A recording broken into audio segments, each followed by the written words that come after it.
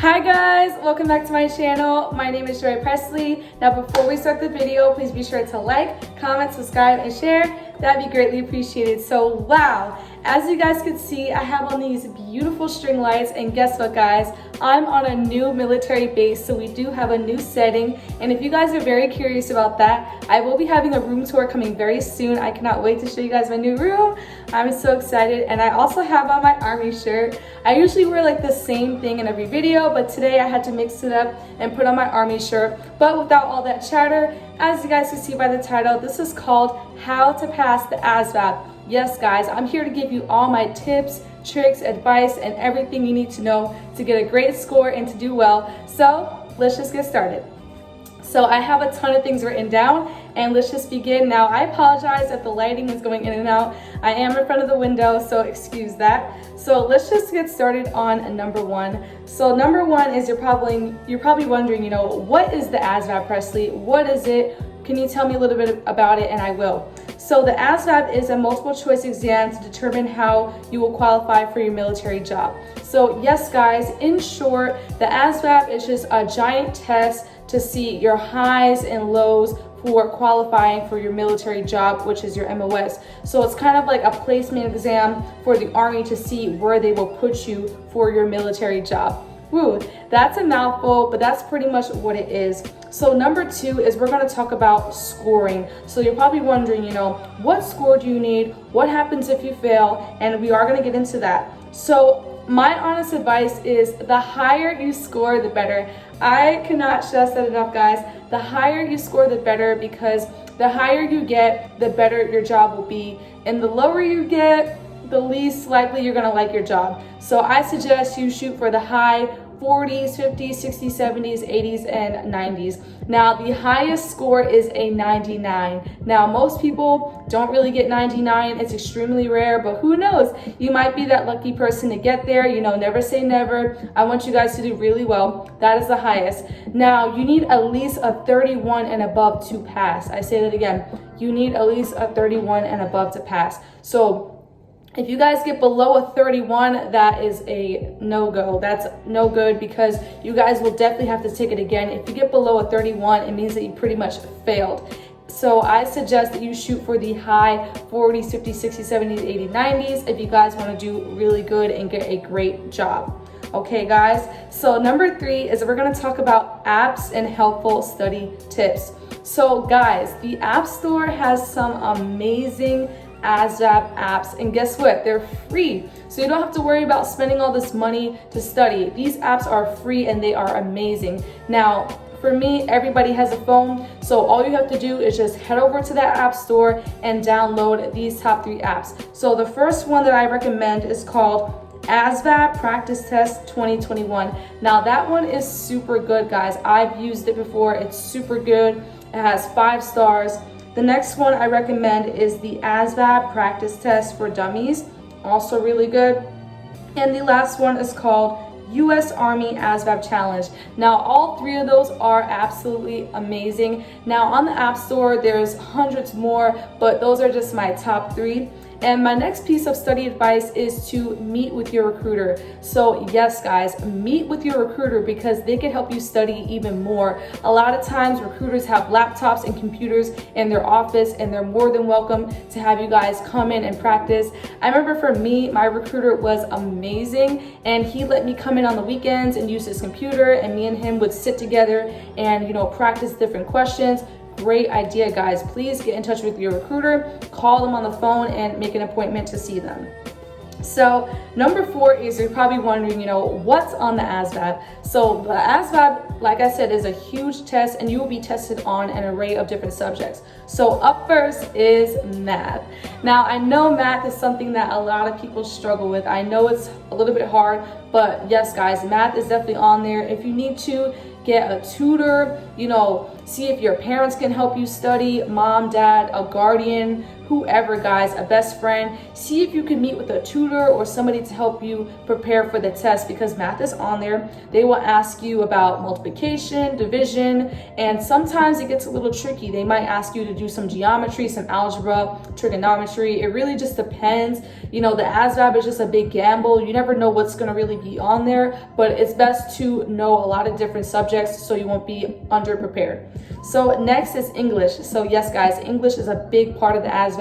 They are going to ask you to do a lot of reading comprehension, such as determining the main idea of a passage. So for example, you might have to like read a little passage and they might ask you, you know, what's the main idea? What's the central idea? Those are things that you guys need to study and practice. I recommend, you know, going to the library and checking out some books on reading comprehension, all that good stuff.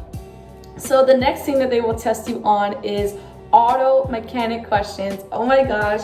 I remember when it was my time to take the test, there was so many auto mechanic questions. And during the time, me as a female, I didn't know barely anything about cars, honestly. So yes, guys, they will ask you a lot of auto mechanic questions. You know, I remember for me, they asked me a question about engines. I know that's really random, but they could ask you questions about engines, army vehicles, and those are things that are all on the ASVAB apps that I mentioned before. So don't fret, don't worry, just go to the app store and download those apps, because you'd be surprised. A lot of times, I'm gonna give you guys a really quick secret. So come closer, but a lot of times the ASVAB will recycle old questions that people got wrong. Can you guys believe that? They will literally put the same old questions on the test to see if people are paying attention. So you'd be surprised. Sometimes when you're on your phone studying on the ASVAB apps, you'd be surprised that same question that you're looking at on your phone can be on that test question, can be on that exam. So please, guys, head over to the app store. But yes, they will ask you a lot of auto mechanic questions. Up next, we have general science. So yes, guys, they will ask you a lot of science questions. Usually it's not really that hard.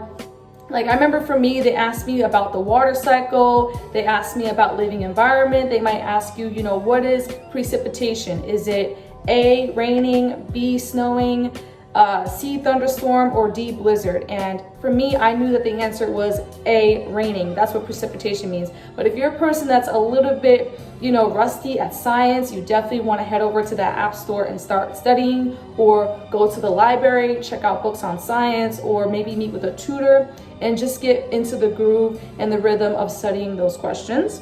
So the last subject that you guys will be tested on is word knowledge. So yes, guys, word knowledge is a big part of the ASVAB. It's very similar to like the SAT in America or the ACTs. They ask a ton of like English questions. So you definitely want to make sure that you study words. And what I mean by that, you know, they might ask you, you know, what does the word calamity mean?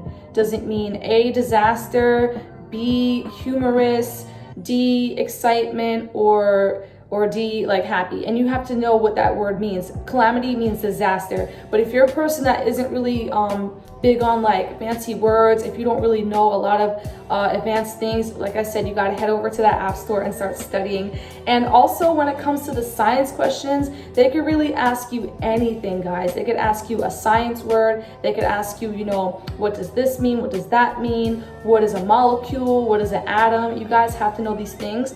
And when it comes to word knowledge, they could ask you like a big word. They could be like, what does da da da da da mean? And if you don't know it, then you're probably gonna struggle. And also when it comes to word knowledge, they also might ask you about different like animals. It could be like really random. They could ask you, they could show you like a picture of like a fish. I remember for me, they showed me a picture of a fish and they were like, what kind of breed, what breed is this? And it's like something I had to know. I will insert a picture, but yes, guys, it's good to get into the habit of studying a lot of big words and going to that app store. So now we're gonna switch the gears and we're gonna talk about where is the ASVAB. We're gonna talk about the location. And when it comes to the ASVAB, you will probably have to have somebody either drive you there or have somebody take you there, or you'll probably get in contact with your recruiter and they could probably give you a ride there, because the ASVAB is online. So it's not paper, it's online, guys. So you will be in a big computer lab, all right? And there will be dividers so that people won't see your answers, and you will take it there. Number 6 is you're probably wondering how many questions are on the test. So there are 60 questions on the test as of 2021, roughly. Now I say roughly because things can change, but that is just the number for 2021, 60 questions. I remember for me there was more, but right now it's just 60. Okay, and you're probably wondering, how long is it? So you will have about 2 hours and 34 minutes to take it. Now, if you're a person that kind of gets like a little bit of anxiety when you take tests, my biggest piece of advice would just be to be prepared. I feel like a lot of people have testing anxiety because they're either underprepared, they're overthinking, or they're just too worried and they're not confident enough. So just be confident and have fun, guys. Do your best, okay? And you're probably wondering too, what happens if you don't pass? So if you don't pass, don't worry, you will have a chance to take it again. You could take it up to, I believe, like 3-4 times, but let's just keep in mind that the more you take it, you can boost your score. So that's the good thing. Don't worry if you don't pass the first time or the second time. You can keep taking it, but if you're like constantly taking it and you keep failing like 6-7 times, and you're making no progress, you're just gonna decrease your chances of joining the Army. So I highly recommend, guys, please try to shoot for the high numbers and try to pass at least the first, second, or third time. You know what I mean?